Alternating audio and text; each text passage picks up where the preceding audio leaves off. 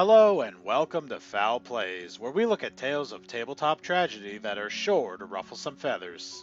I'm your host, BossGoose, and in today's story we look at the adventures of a forever GM who over the course of several campaigns encounters three separate problem players, each with their own flavor of trouble. From arrogant attitudes to a general lack of interest in learning the rules, they slow down their games and kill the enjoyment of the rest of the players until OP says enough is enough.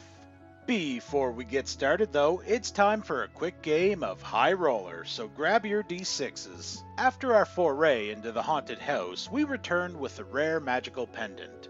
As word of our adventures spread, the stories of our growing collection of treasures has attracted the attention of a wealthy collector, who challenges us to a battle of luck, wagering an ancient map against our magical pendant.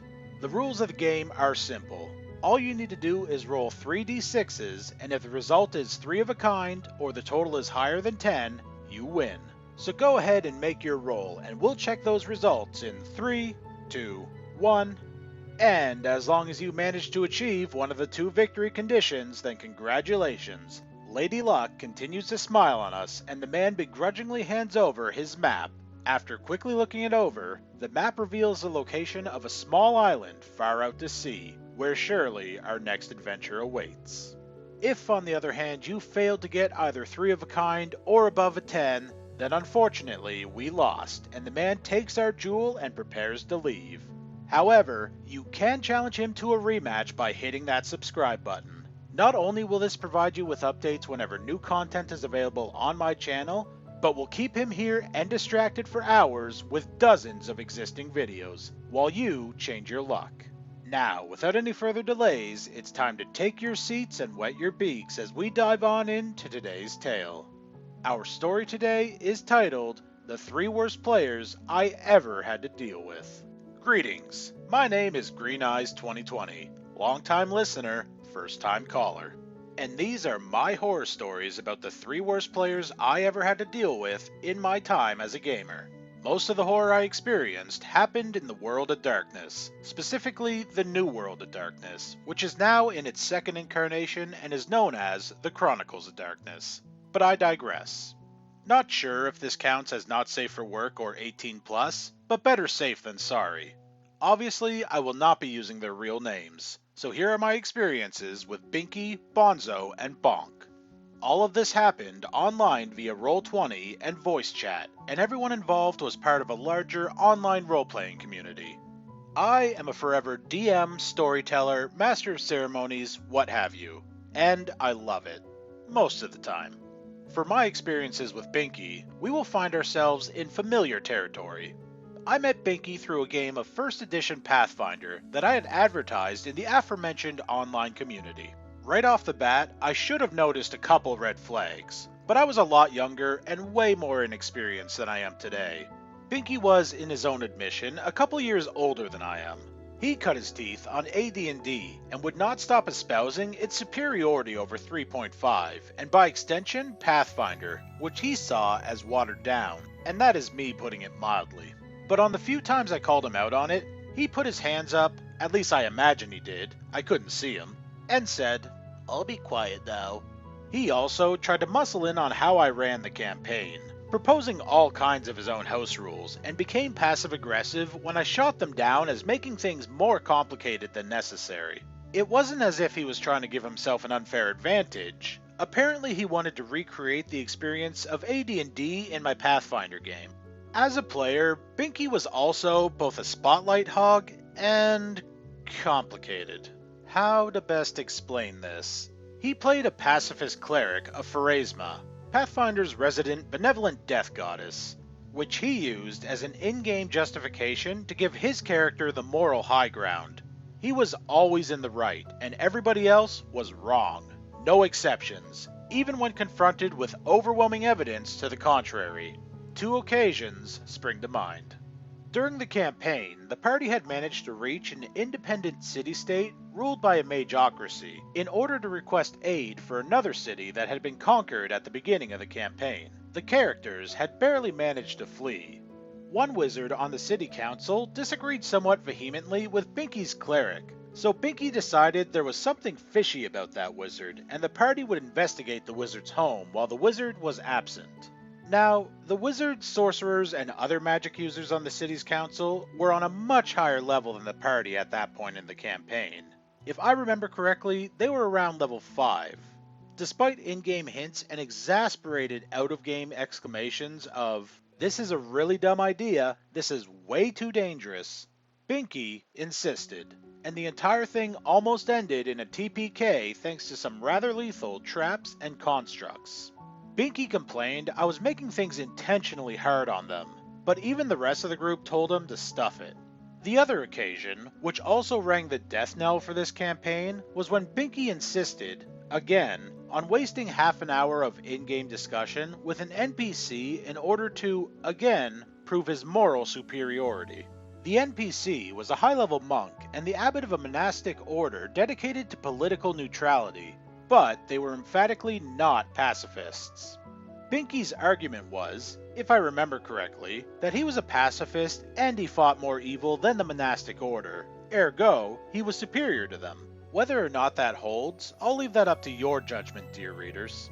This happened after an already very mentally draining session, and after that, 2 other players quit on the spot. My enthusiasm for the campaign had also somewhat diminished, and that gave me the final push to end the campaign right then and there, and disband that group. Besides, I had recently discovered a third-party adventure for Pathfinder for evil-aligned characters, and I was eager to try that. When I advertised that campaign, I emphasized that the players would be playing evil characters, criminals, bad guys, or girls or what have you. I'll allow anything. Binky applied for that campaign.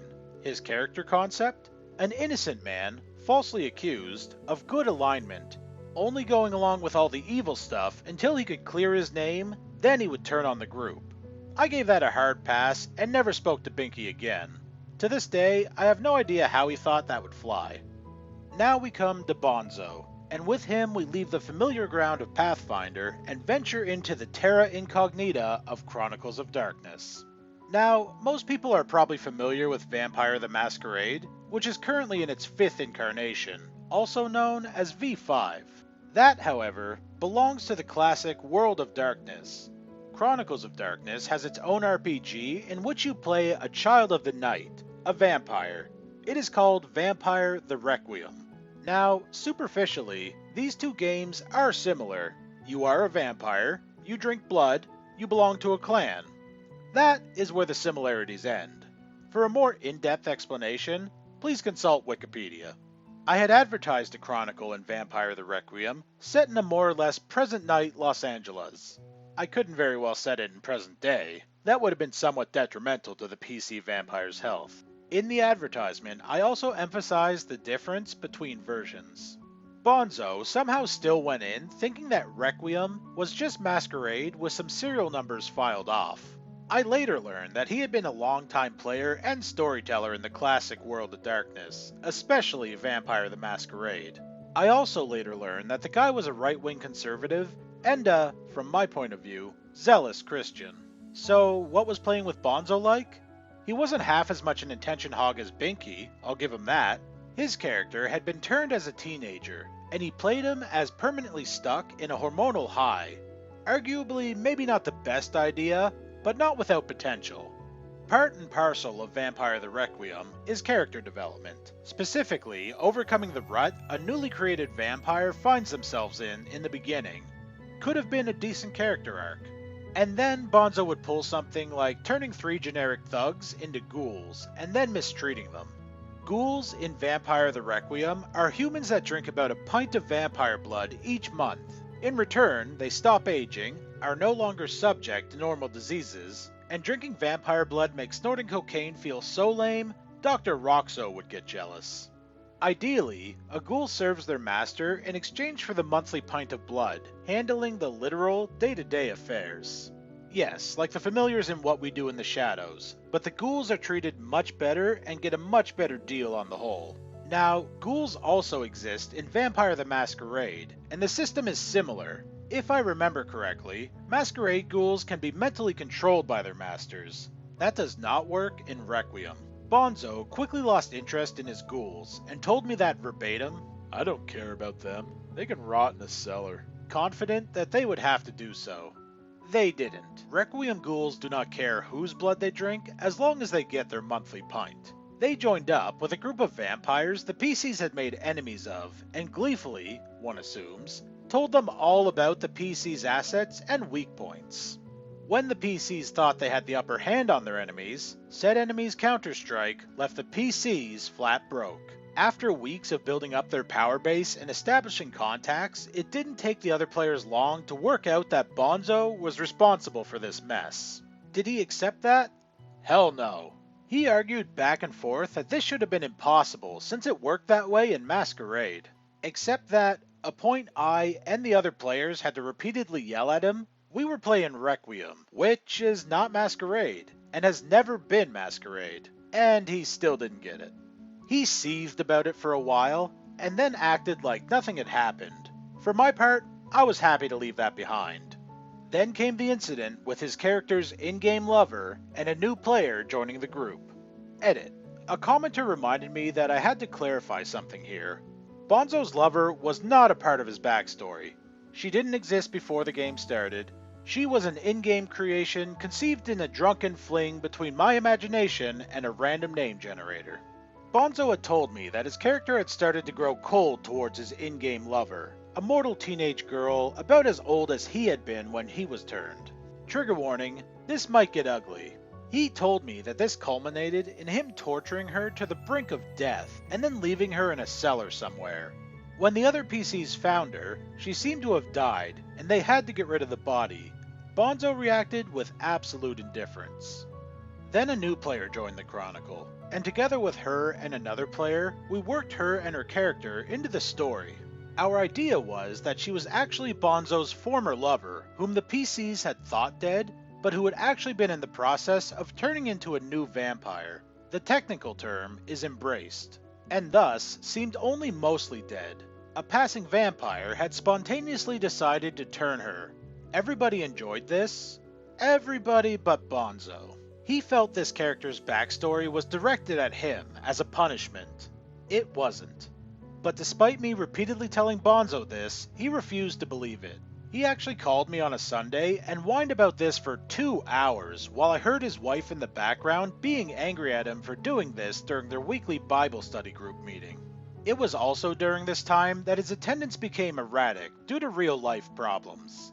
He showed up one last time during an encounter with a particularly nasty mortal cultist and then left the group for good, claiming that the game had become too dark for him.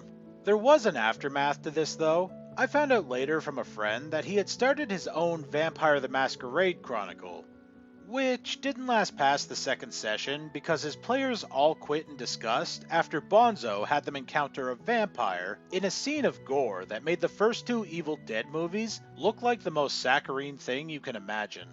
And now we come to Bonk. His first words to me were, "Hi, I'm Bonk. I'm insane." Yeah, let that sink in for a minute. Bonk described himself as a clinical psychopath. I have, to this day, no idea if that was true, although I'm 90-ish% certain that he does lack impulse control. Bonk was somewhat younger than me, but not by much. Should I have regarded self-confessed insanity as a red flag? I have my own mental health problems, so who was I to judge? And most of the time, Bonk was perfectly amiable. The problems only started to accrue later. Bonk started playing in a Chronicle of Mage the Awakening that I was running. Now, that is a somewhat more obscure system of the World of Darkness, and explaining it would take too long. Suffice to say, magic exists, and the PCs are some of the happy few able to use it. Bonk took to the concept like a duck to water. However, he took to the rules like a duck to merchant banking. Games in the World of Darkness have a karma meter, basically a way to measure how stable a character is. Certain actions can threaten this stability. In general, the karma meter assumes that a common human is at worst a petty thief. Bonk repeatedly tried to pull stunts that fell under passionate murder, which is much lower on the karma meter. When his actions demanded their pound of flesh, he complained about how this was unfair. When we explained it to him, he didn't understand the explanation. See, characters in the World of Darkness are built around three concepts. A general concept of who the character is, for example, a tired bank manager, a flirty waitress, an escaped walrus, you get the point. The other two concepts are a strength or virtue of the character, and a weakness or vice. Vice means something like sloth or wrath, not drugs or sex. These concepts are meant as semi-loose guidelines for the player, and they can have a tangible effect. I am grossly oversimplifying this to make it understandable. Bonk, however, understood them as cast iron rules of behavior for his character, and he followed them to the letter. His character tended to switch between two extremes, like a very erratic metronome. These extremes led him to violate his karma meter. His karma suffered, and he complained that he was only acting out his concept. Why was he always singled out? Etc. Fun fact, Bonk also joined the Vampire Chronicle set in Los Angeles, and even he was disgusted by Bonzo's antics. But I could have forgiven all this, yet I could not forgive what came next. Bonk cheated. That requires a bit more explanation. A mutual friend was running his own Mage Chronicle, and both me and Bonk were playing in it. During an expedition into a mystical site, our Cabal, that's the word for a party of mages, and every game line in World of Darkness has their own word for it, by the way, had stumbled upon some powerful and important artifacts. Bonk's mage tried to abscond with them, and my mage stopped that. Now, in the beginning of the game, we had established that we couldn't use magic against each other as an in-game Cabal rule. Bonk, somewhat miffed about having been thwarted, immediately announces, "I'll turn back time for a do-over." Yes, that is possible in Mage the Awakening. Now, in character, he didn't say that aloud, but he didn't need to. Everybody else in the Cabal, myself included, had a pretty good idea what spell he would use. Also, mages in Awakening can feel when magic is being woven in their general vicinity. While my character was not nearly as versed in Bonk's school of spells, they possessed a mastery of a spell school that dealt with magic itself. As such, while a mage generally can only counter a spell of one school with a spell of the same school, my character was capable of universal counterspell. The second I said I was going to counter his magic, Bonk cried foul and invoked the Cabal rule, that we couldn't use magic against each other. Pull the other one, I said. You're about to turn back time. That magic influences all of us. If anything, that warrants my counterspell even more. Our storyteller agreed with my assessment and had us roll. It was at this point that he noticed the discrepancy.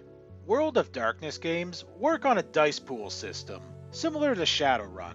Dice pools are almost always a combination of attributes and skills, and any roll higher than a certain number is a success. Chronicles of Darkness uses a d10. Any roll of 8 or higher is a success. Say you wanted to climb a wall. You combine your strength attribute of 2, which the game regards as an average human strength, with your athletic skill of 3, that gives you a pool of 5 d10s. You roll those, and as long as one die comes up 8 or higher, your character makes the climb. Bonk had been playing in this campaign as long as I had, and neither one of us had ever missed a session. On paper, our characters had gathered the same amount of experience. However, Bonk somehow managed to pull a higher dice pool out of his behind than what should have been possible. The storyteller chalked it up to negligence, but on a whim, decided to compare Bonk's character sheet to the rest of the Cabal's, and almost had a coronary.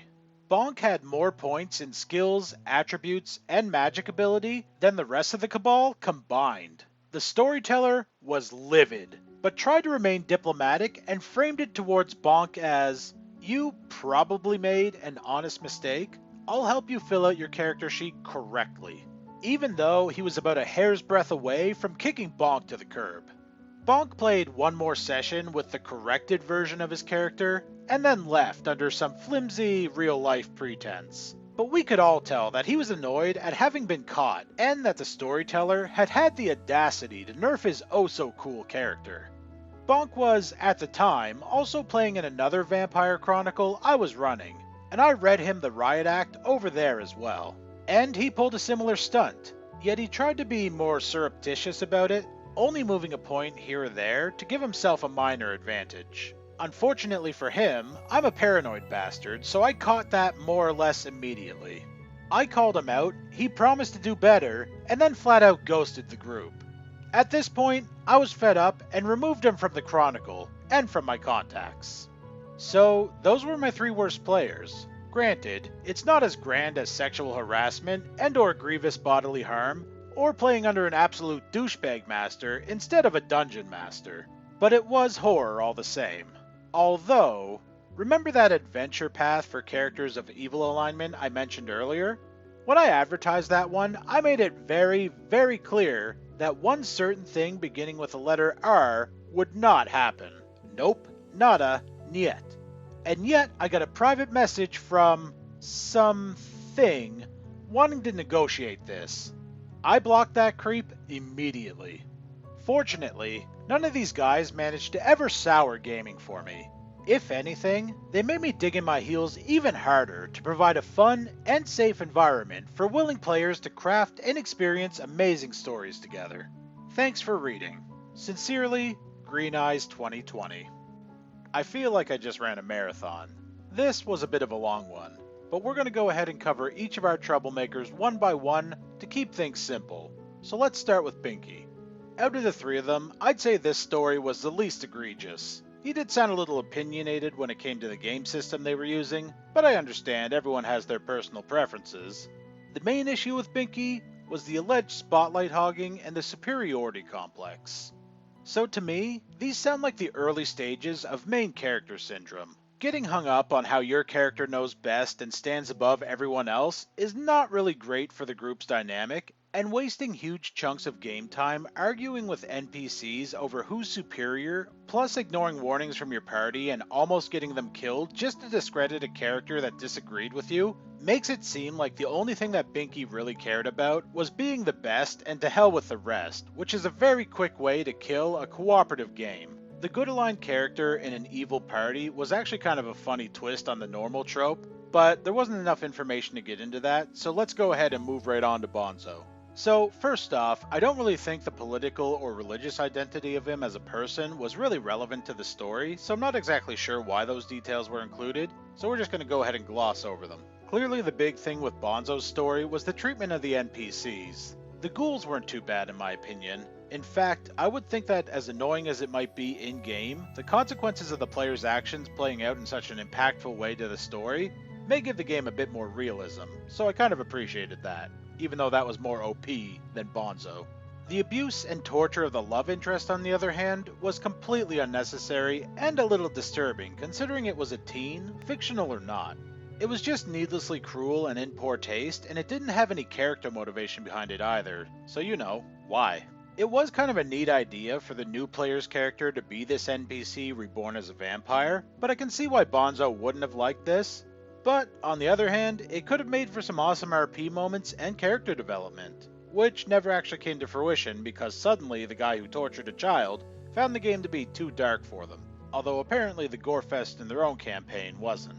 It really just feels like he lost interest in the game overall, which is fine, I mean that happens sometimes.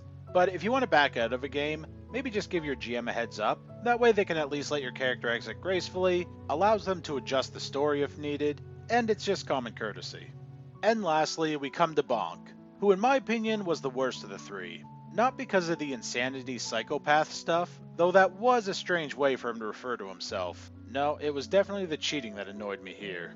Tabletop RPGs are games that are built on trust. Trust that the players and the GMs are going to manage their various stat blocks, abilities, resources, etc. fairly. Because of this, these are extremely easy games to cheat in. But not only does that cheapen the experience for everyone else, but you're also just hurting yourself. Because how fun is it really to play a game that you can't lose? Now, it's possible that Bonk didn't understand the way it worked in the one game, but then he cheated again, more subtly, in OP's campaign. So clearly he knew what he was doing and had no interest in playing. Let's also not forget that he was apparently a borderline murder hobo. At least that's what it sounded like from the karma portions of the story. So really, a problem player all around, and one that deserved to be removed from the game so that he didn't continue to kill the enjoyment of the others who were actually following the rules. So in conclusion, as OP said, not the most horrific or glamorous of horror stories, but 3 examples of the kind of players that you're really better off without at your table. When it comes to players like this, addressing the issues early is the right move, and if it can be resolved, great. But if not, turning them away for the sake of the rest of the group is more than fair, and it will save you a lot of trouble in the long run. Anyway, thanks for checking out my video and sticking around till the end. I know it was long, so thanks for hanging in there. I upload new content every Tuesday and Friday, so make sure you check out my channel for more D&D stories. And if you like this video, go ahead and hit that subscribe button and leave me a goosebump in the comments below. Your feedback and support is greatly appreciated. But until next time, be good players.